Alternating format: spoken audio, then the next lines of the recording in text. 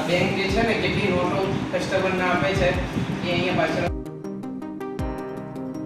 હવે આ કાઉન્ટર છે, જે સૌથી પહેલું કાઉન્ટર છે ને એ આપણું મશીન લાગેલું છે. એ મશીનની અંદર આ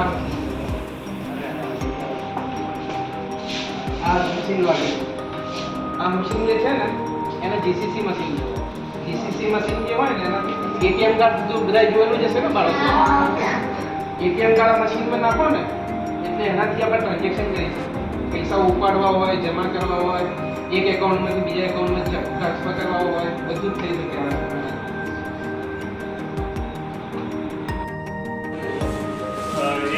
રિલેશન શરૂ થાય પછી તમે પૈસા જમા કરાવી શકો, ઉપાડી શકો, ડિસ્ટ્રીબ્યુટ કરી શકો, લોન લઈ શકો. બધા વ્યવહારો પછી થાય. ખાતું ખોલવા માટેનું ફોર્મ આવે, એમાં તમારું નામ, સરનામું, મોબાઈલ નંબર, બેંક નામ, પપ્પાનું નામ, તમારું રહેઠાણ, તમારા પુરાવા આપવા પડે. એના માટે આધાર કાર્ડ આપવું પડે, ચૂંટણી કાર્ડ આપવું પડે, પાન કાર્ડ હોય તો પાન કાર્ડ આપવું પડે. બધી વિગતો ભરી એમાં આખું ફોર્મ આવે.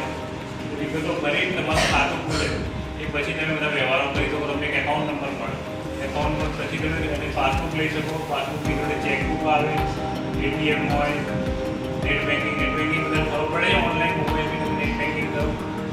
એક ખાતાથી બીજા ખાતામાં ગૂગલ પે આવે.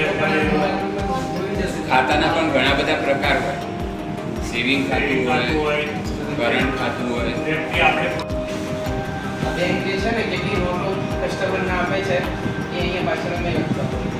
કોઈ બી માનો કે કસ્ટમર છે, કસ્ટમરને 500ની 2 નોટો આપી, 1000 રૂપિયા ઉપાડવા 500ની 2 નોટ આપી, તો અહીંયા લખી કરી 500ની 2 નોટ આપી, 1000 રૂપિયા કરી. આની અંદર બે જ ડિટેલ જે હોય છે, એકાઉન્ટ નંબરની ડિટેલ હોય, નામ હોય, સિગ્નેચર. સિગ્નેચર અમે અહીંયા કેશમાં આવી એકાઉન્ટમાં વેરીફાઈ કરીએ. એકાઉન્ટની અંદર સિગ્નેચર મેચ થાય એના પછી કસ્ટમરને પૈસા મળે.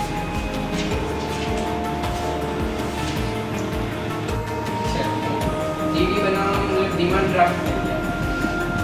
એટલે ડિમાન્ડ ડ્રાફ્ટ મતલબ એવો હોય છે કે કસ્ટમરે બેંકને પૈસા આપી દીધા અને બેંક જે છે એ કસ્ટમરના વતી ચેક બનાવી બીજા કોઈ કસ્ટમરને આપે એનું ડિમાન્ડ ડ્રાફ્ટ.